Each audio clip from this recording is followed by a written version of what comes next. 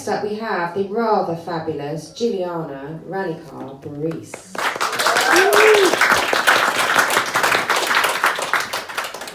Good evening, everybody. I'm a virgin. I've never been here before. Tonight I'm Rodolpha. So I was baptised Rodolpha last Christmas. So I'm a reindeer once a year. Anyway, now for something different. I used to live in Paris, and I didn't know anyone when I went there, but I met a lot of people, and this was the start. This is a vignette. My stories are true, and I call them vignettes, little episodes. This one is called Tutus in Paris. I came to live in Paris without social connections when I was about 30, don't ask how old I am, in 1977, after having lived for 6 months in Mexico. I quickly realised that walking into an art gallery opening, that's called a vernissage in French, in Saint-Germain, the art district on the left bank, around 7 o'clock, was the best place to meet interesting people. One Wednesday evening, I picked a known Russian artist's vernissage, dressed up, and off I strode, a little nervous, as I knew almost no one in the capital of culture, Paris, the city of lights. I knew very little about the Parisian art world, but loved the Impressionists and the Fauves. Mikhail Shemiakin was a professional artist and de rigueur. The gallery was packed with branché guests, so one could hardly see his paintings on the walls. It was a place just to be seen and not heard. Tired and alone in a crowd of posh people, I sat down on a sofa next to a distinguished, much older-looking gentleman who was looking bored and detached. What do you think of the paintings? I inquired innocently in French. He glanced at me sideways, uninterested, until he heard my obvious English accent. Speaking English, he suddenly perked up, explaining he had lived many years in London in the 1950s as Baron's photographic assistant. Baron, who died in 1965, had been the famous London Society's photographer. Excited to be speaking English again, he rose and took me, gauche little Jilliana, half his age, in hand, and introduced me to his Russian friend, the artist that tout Paris was talking about. He proudly introduced himself as Zhenya from Moscow, a Russian émigré.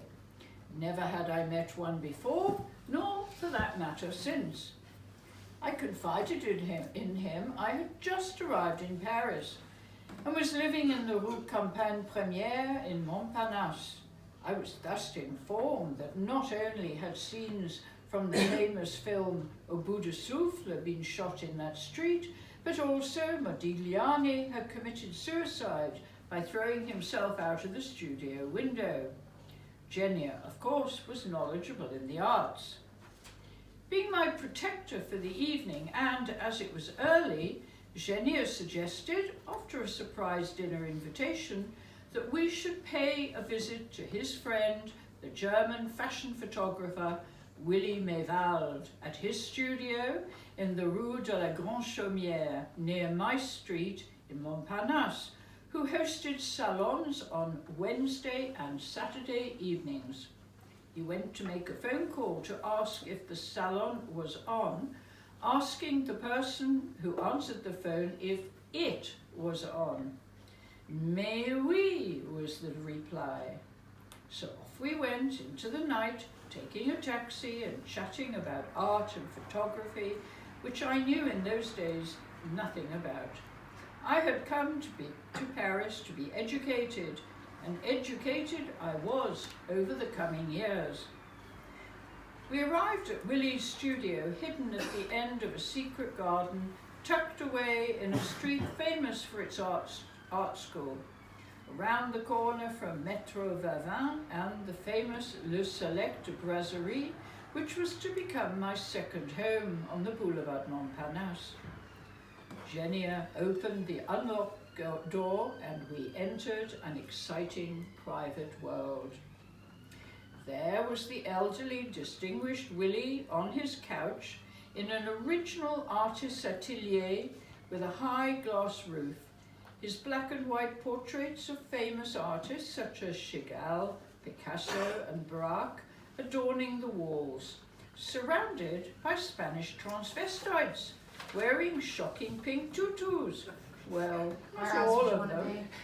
Some had long evening dresses in garish colours, others dressed in bling and little else, wearing wigs and very heavy makeup. Everyone was laughing and speaking Spanish very loudly, so I joined in. Hola, ¿qué tal? The outrageous party guests were all shapes and sizes and looked fabulous, having fun. Jilliana and I realised we had gate-crashed a private birthday party for a cabaret singer called Carla, who was presented with a big tiered cake full of sparklers on top of the pink icing.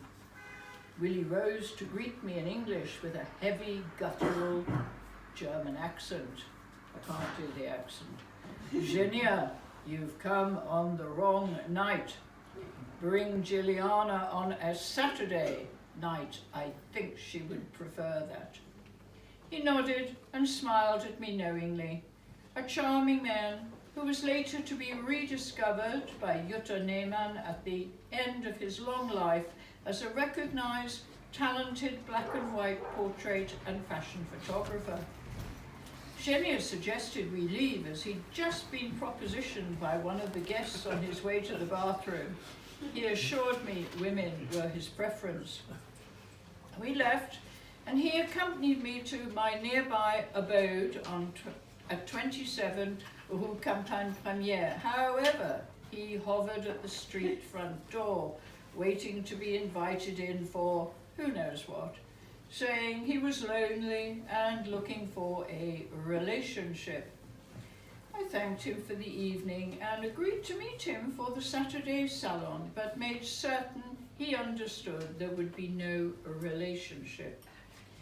Willie Méval, the fashion photographer of Dior's new look, was the catalyst for my new life in Paris, although he never knew how his Saturday salons would educate and give me the self-confidence I lacked, leading me to find my new identity.